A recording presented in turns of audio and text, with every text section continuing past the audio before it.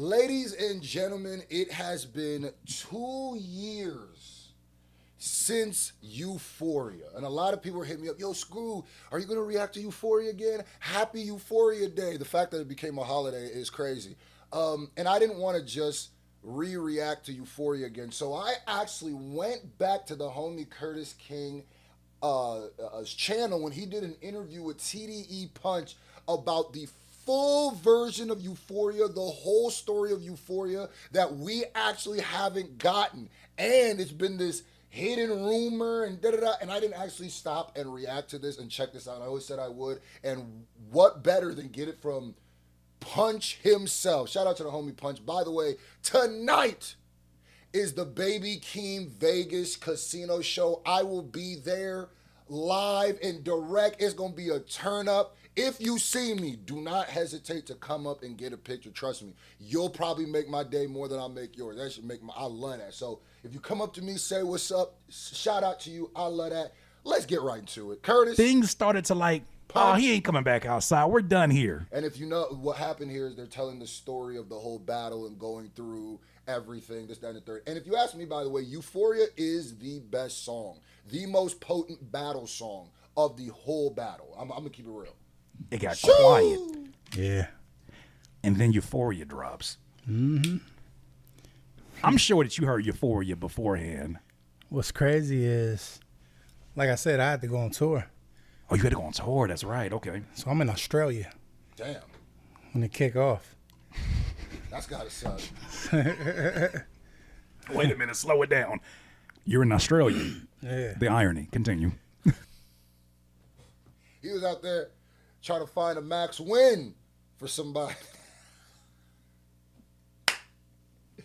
Man, shout out to Curtis. Shout out to Punch, bro. And I keep saying this too, that I said it in real time, that this battle is one of the greatest moments of hip hop that I think I've ever been alive for. And I said when they go back and tell the story of these times, it's going to be legendary. And I always said what I respect to is, even if Drake put me in the paperwork, even if that, I always said when you tell the stories of this moment, you will not be able to tell them without the Screwface Jeans, without the Curtis Kings, without the company mans, we're all a part of, and that's beautiful to almost feel like you have a part, or like your fingerprint is in a part of hip hop DNA. Like my name is literally in the paperwork, so it's dope to just go back and revisit it. That's hilarious. We already are so part of hip hop history, guys. That's crazy. I'm SZA doing our shows, and I called Dot like, yo, I need to hear this record. Because we had been talking about it. Mm-hmm. I was like, I'm going to fly home. Flying across from Australia back to Compton just to hear, I'm assuming they're in Cali, to hear this diss, I'm not going to lie, I would have done the same thing. At that time, boy, I know Punch felt like it was COVID, and he was like, dang, I can't be over, I got to be over back in America. You know what I'm saying? Like, you remember when COVID first started and people were scared, and like if they traveled, they all flew back? I know my wife did. I made her fly back. But it's dope getting that second hand or that first hand account of somebody who heard it before everybody. So we had a gap of about, I think, 3 or 4 days between shows. Right. I took that flight from Australia all the way back crazy. Home. Oh, wow. Went to the studio. He pulled up on, it was a Room Full of Mirrors session. Yeah. He pulled up. I played the whole Room Full of Mirrors album first. Yeah. Then I made everybody leave. By the way, I got to pause this because I feel like it's not talked about enough. Punch is nice. I've reacted to Punch before. Punch is nice. Punch is can rap. Some people might think because Punch is just maybe some executive, he on the business side. No, Punch the type of person that I would, as an artist, as a TDE artist, I wouldn't be afraid or I wouldn't be upset, or I would actually like him to be in the studio sometimes. You know what I mean? Because there's some like executives where you want them nowhere near the creative process. But Punch is going to be someone who fully understands not just the business side, not just the executive side, but he understands the crafting of a song or crafting of a lyric, crafting of a bar. He understands that. So what he says is going to carry a bit more weight. You made it. Yeah. Yeah. Then I made everybody leave. Get out. You made it. Hey, No pushback. I know folks had to put their ear to the door or it something. was funny. Everybody left right when in the booth. It was Yeah. a huge booth. And he played me the joint. It was playing through the earphones in the booth. Oh, so they could, oh Everybody wow. heard it anyway. So they had to act like they. I know everybody was in there like, as soon as they all looked around at each other. Who's going to pick up the headphone? And you know, they didn't pick it up. Somebody just opened it up like this. Shoo! Shoo! They had to pretend like they weren't hearing it. Shoo! Could you imagine being in the booth hearing Euphoria the first time? You got to pretend like you not react at all. Imagine someone like me having to, I think I would implode. I think, and my head would explode. I'm right the way, yeah, I'm low, okay, yeah, I'm right here is remote, okay, I ain't thinking about no Reaper, nigga, I'm Reaper, what I so okay, got a Benjamin in it, I gotta just sit here like, nah, nigga, by the time he said, like, Joe, okay, I'm hitting the Michael Jackson, I'm hitting that. They hear nothing like, Yeah. whoa. Wish I could hear that record. Nah, Bruh. yeah. There was rumors that there was an 18-minute version of that. Now, this is the part that I really wanted to hear, because, you know, it's one thing to hear Punch's story, hear his side. I love hearing that. But this legendary, longer version of Euphoria that we never heard, and that if this ever leaks, it might start something again. I ain't gonna lie. Had you ever heard anything about that? I don't know the length, but it was definitely longer. No freaky. There was a. Yeah, it was definitely longer than the version that the world got. Yeah. That's So crazy. there was a lot of stuff that didn't make it on there. What? Imagine what he had to cut.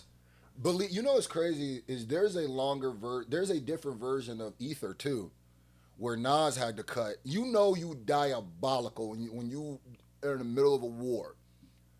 And other niggas, because Kendrick's a psychopath. Somebody had to tell Kendrick, hey, bruh, he already dead, nigga. You ain't gotta. I want to hear that version, bro. I want to hear that version. What perspective can you give us about? Look at he over here tripping out. I am too. What perspective can you share with us about the version we never heard? It was just some things in there that I didn't think would have been beneficial in the long run to put in there. So I gave him my input on that or whatever. Remember, and that's why I said, if there is one person I'll listen to, if of that, it's going to be Punch. It's going to be Punch.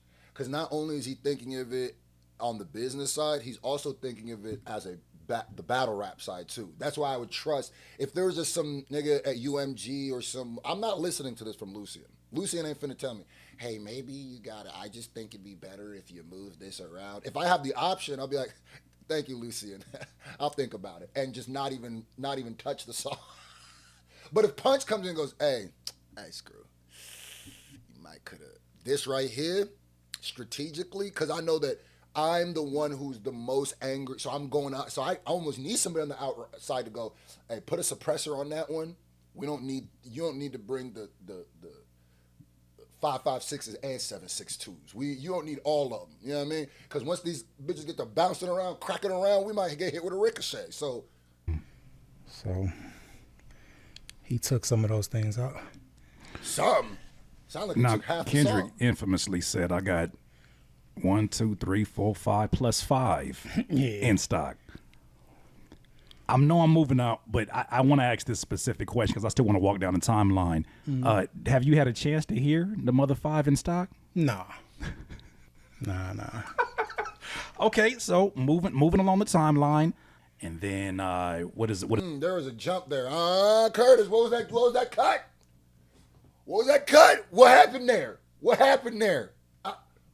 You was talking about the 5 stocks, then it just jumped. I was literally about to say, now, do I believe Punch? I do. I believe you haven't heard it. Now, that jump made me go, wait a minute, nigga. What was that?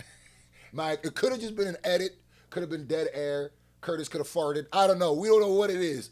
But we do know it jumped. So now my conspiracy brain goes, what did he say there?